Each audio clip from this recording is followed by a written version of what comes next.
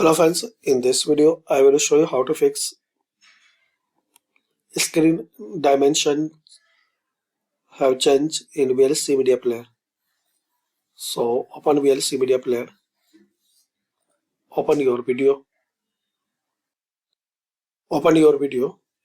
then here move cursor to video and in the aspect ratio you can select any dimension.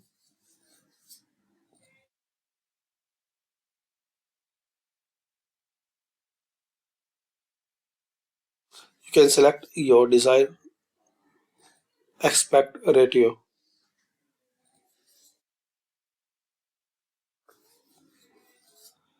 So best way just select default.